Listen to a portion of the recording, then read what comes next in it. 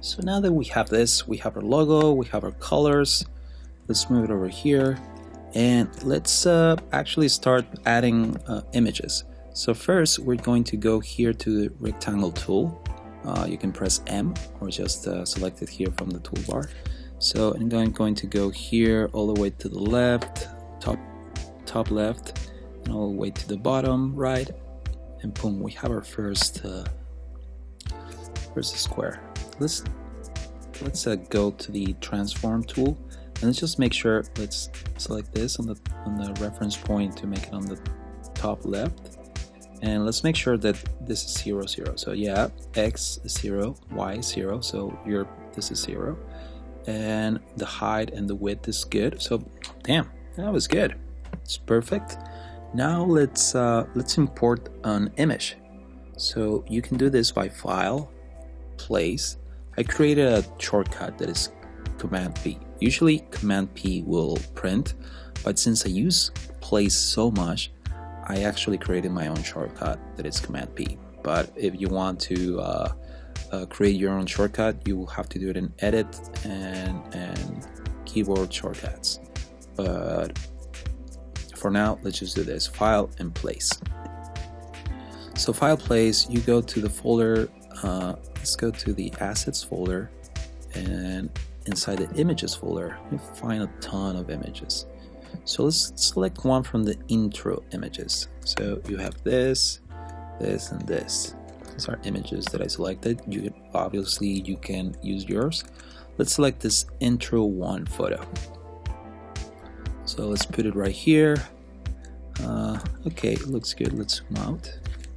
And let's transform this. So you press Shift and start transforming. That way it gets to the size of the screen. And you're pressing Shift because you want it to be transforming proportionally. So around there, that's good. Like this, I can see that this is what's going to take. I want it to be a little bit off screen, those balloons, not all the balloons, but actually, you know, it creates a little bit of there's a little bit of white space here, and actually it shows you where this person is going, but this is very subjective, so I'm gonna stop talking. So I'm gonna this object I'm going to arrange and bring to the back, send to the back. And there's a shortcut for this. It's Command Shift and then the bracket, the left bracket, so send to back. So it's in the back. Now what you want to do is select this square and then select the image, and you're going to go to Object, Clipping Mask, and Make. And there's a shortcut for this, which is Command 7. I usually use shortcuts, but I'm teaching you how to do it this way. But I recommend, since this is something that you are going to be using constantly, just remember the shortcut, which is Command 7. Boom, and now it's clipped, which is awesome. So we have our first screen, right?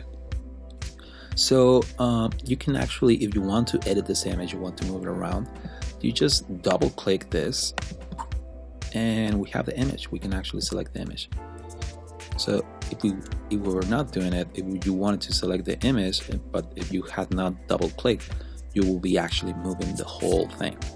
So it depends on what you want to do. Right now we want to edit this image. You know what, actually I want to make it a little bit smaller. So select it and we'll make it a little bit smaller.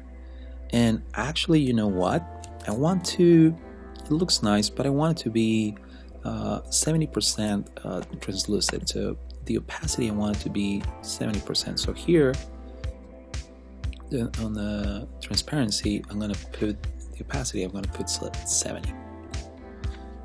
Boom, and it looks a little bit washed out, but what we want is actually, we select outside and we want to use this, and now it's a little bit dark. And you're going to, why is it dark?